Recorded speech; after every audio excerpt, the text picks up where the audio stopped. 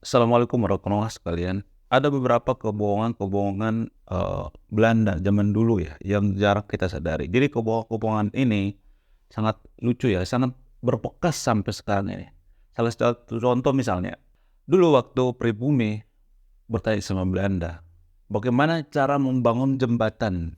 Terus si Belandanya mengatakan seperti ini, dengan ini, gitu. Jadi saat itu pribumi itu penasaran bagaimana sih cara membangun, jembatan yang bagus gitu, seperti Belanda. Dulu kan Belanda kan membangun jembatan yang kokoh, sampai sekarang juga bisa kita temukan, peninggalan-peninggalan jembatan daripada Belanda ini. Nah, ketika pribumi bertanya sama Belanda, "Bagaimana cara membangun jembatan?"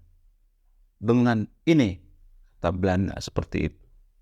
Lalu pribumi mengartikan bahwa dengan ini artinya harus menggunakan tumbal kepala. Jadi itulah alasannya kenapa kalau setiap bangun jembatan, bangun proyek-proyek itu selalu m pribumi sampai sekarang berpikir bahwa kita harus butuh tumbal.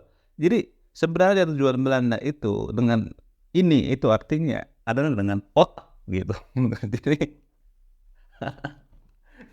Jadi sampai sekarang juga pribumi percaya bahwa kalau untuk bangun jembatan itu menggunakan ini, menggunakan kepala gitu. Jadi ini adalah bagian daripada salah tafsir ya.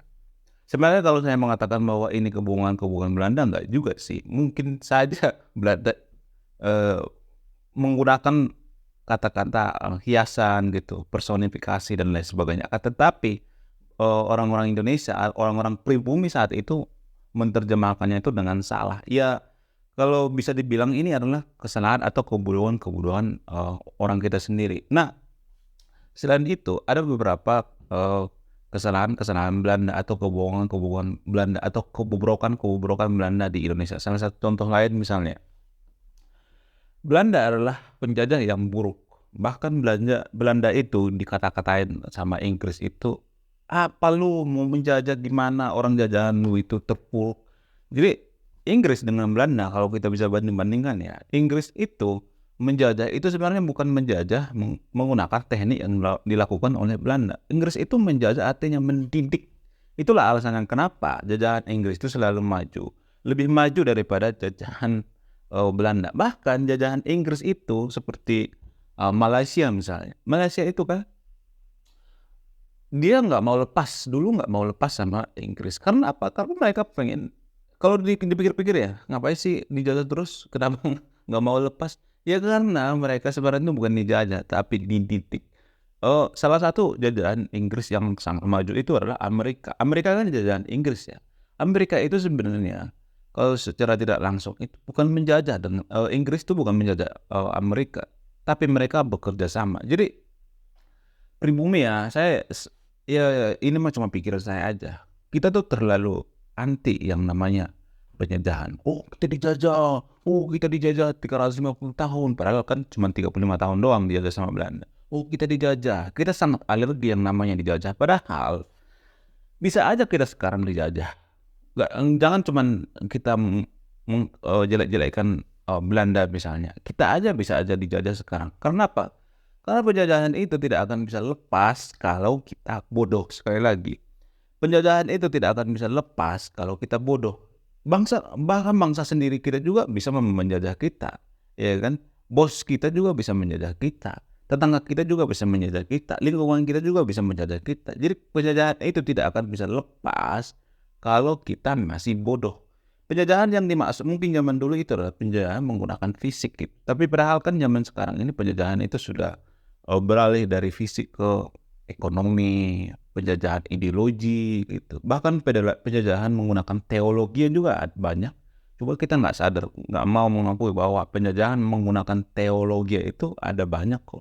Selain itu, kenapa, kembali lagi ke awal tadi ya, kenapa orang-orang pribumi percaya bahwa kalau membangun jembatan itu butuh ini, artinya butuh kepala gitu. Kenapa seperti itu? Menurut saya pribadi ya, ini juga termasuk bagian daripada, tahayul ya. Jadi maksudnya gini, kenapa orang Indonesia itu percaya yang namanya tahayul-tahayul, mistis-mistis gitu, klinik-klinik gitu, perdukunan dan lain sebagainya. Kenapa? Apakah karena kita kurang rasional? Nah, ini ada ceritanya ini. Kenapa Indonesia itu suka hal-hal mistis, hal-hal tahayul? Itu kepala yang tadi itu kan berhubungan dengan mistis ya. Jadi mungkin pribumi saat itu berpikir, oh iya benar juga ya, harus butuh kepala, butuh tumbal gitu. Padahal bukan itu kan tujuan Belanda. Padahal butuh otak kan, butuh ilmu maksudnya, butuh pikiran untuk membangun jembatan. Akan tetapi, oh, pribumi saat itu berpikir bahwa iya kali ya, harus butuh yang berbau mistis kali ya. Pribumi berpikir seperti itu. Nah, yang jadi pertanyaan, kenapa pribumi Indonesia saat itu, atau bukan saat itu, sampai sekarang juga Indonesia percaya yang namanya tahayul, mistis-mistis. Bahkan film yang paling banyak ditonton zaman sekarang ini ya, film terlaris zaman sekarang ini adalah film KKN Desa Penari. Itulah bukti bahwa Indonesia itu masih percaya yang namanya horor-horor, mistik-mistik, tahayul dan lain sebagainya. Kenapa orang Indonesia itu suka yang berbau tahayul? Jadi kenapa orang Barat tidak terlalu suka, tidak percaya yang namanya tahayul? Sementara orang Timur, terutama orang Indonesia, suka yang berbau tahayul. Apa alasannya?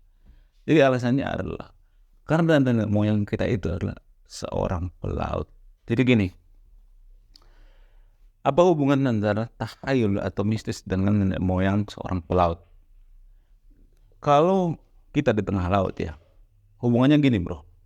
Kalau kita di tengah laut ya, mustahil kita tidak berpikir mistis ya. Dulu kan nenek moyang kita itu kan pelaut kan. Bahkan nenek moyang kita datang ke Indonesia itu kan dari Yunan, ada yang dari daerah lain, ada yang dari Mongol, ada yang dari Cina Selatan dan lain sebagainya. Datang ke Indonesia itu menggunakan apa? Menggunakan perahu kan. Jadi karena nenek moyang kita itu adalah seorang pelaut, maka ketika di laut itu yang suasana gelap gitu, penuh dengan misteri gitu, ombak, suara-suara aneh, gelap gulita, pokoknya sangat inilah misterius lah gitu. Nah, mustahil kan kita kalau di laut seperti itu tidak berpikir mistis kan. Itulah alasannya kenapa nenek moyang kita itu berpikir percaya dengan hal tahayul, mistis dan lain sebagainya. Jadi itulah yang tertanam dalam DNA kita sampai sekarang ini, dalam pikiran kita sekarang ini.